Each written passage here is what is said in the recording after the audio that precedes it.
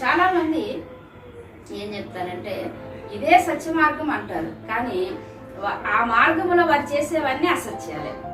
సత్యము మనల్ని స్వతంత్రంగా చేసింది, ఆ సత్యమే మనల్ని కాపాడుతుంది. అది దేవుడు చెప్పింది కదా. మనల్ని ఏం కాపాడుతుంది? సత్యం మనల్ని కాపాడుతుంది, దేవుడు మనల్ని కాపాడుతాడు, యథార్థత మనల్ని కాపాడుతుంది, న్యాయం మనల్ని కాపాడుతాడు. కానీ కొన్ని మార్గాలు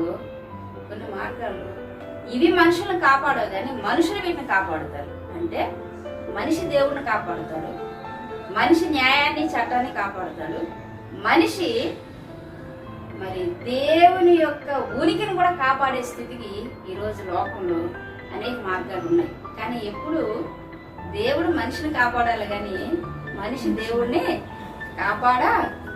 ఎందుకు కాపాడలేడు. ఎలా కాపాడగలడు? దేవుడు అంటే దానికి హద్దులు లేవు, దానికి సరిహద్దులు ఏర్పరచలేవు.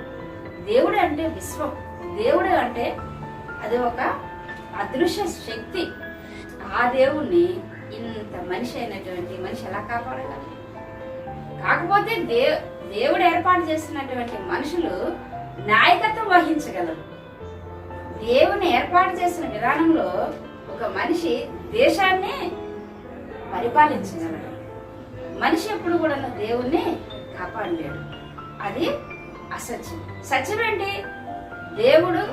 దేవుడు మనుషుల కొరకు ఏర్పాటు చేసిన మార్గాలు మనిషిని కాపాడగలరు, అంతేగాని మనిషి ఎప్పుడు కూడా దేవుణ్ణి కాపాడలేడు. కానీ చాలా మంది మరి దేవునికి అన్యాయం జరిగింది, దేవునికి అద్దన్నారు, దేవునికి ఇదన్నారు, అవన్నీ మనం పట్టించుకోకూడదు. దేవుని ఎవరైనా ఏదైనా అన్నారంటే అది దేవుడు చూసుకుంటాం, మనం దాని కొరకు ఏం బాధపడవలసిన అవసరం లేదు.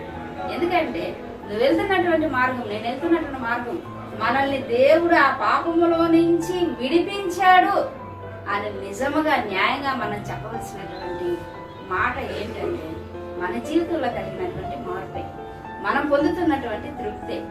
ఎవరో మనం బలవంతం చేస్తేనో, ఎవరో మనల్ని ఏదో ఆశ చూపితేనో దేవుని దగ్గరికి మనము రాలేదు.